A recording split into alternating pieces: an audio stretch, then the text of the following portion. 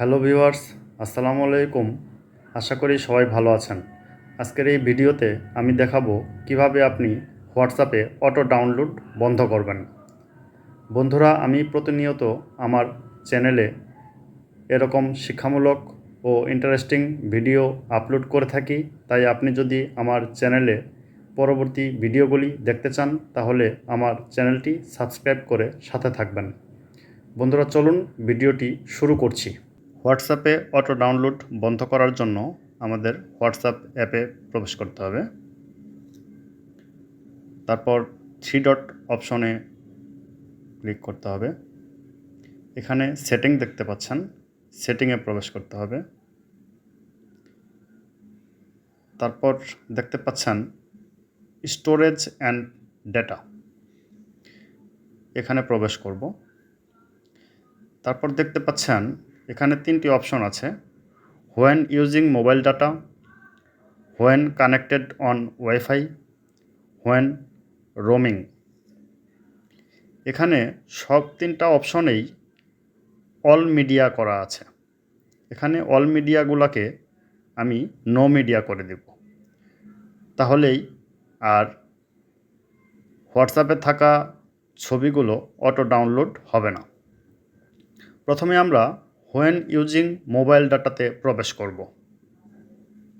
দেখতে পাচ্ছেন এখানে সবগুলা ইনেবল করা আছে।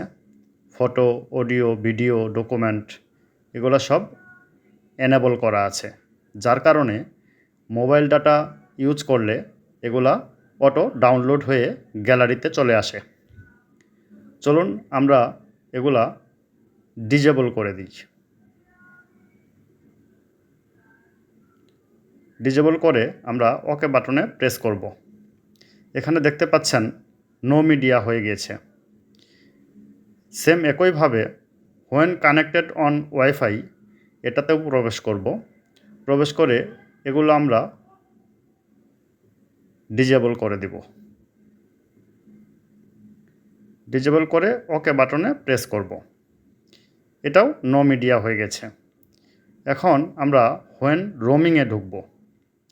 হোয়েন রোমিং অপশনটা হচ্ছে এরকম যে আমরা যখন কোনো ডকুমেন্ট ওপেন করি, সেটা ফটো হইতে পারে, অডিও হইতে পারে, ভিডিও বা ডকুমেন্ট হইতে পারে, আমরা ওপেন করলে এগুলা অটো গ্যালারিতে সেভ হয়ে যায়। ওপেন করা মাত্রই গ্যালারিতে সেভ হয়ে যায়।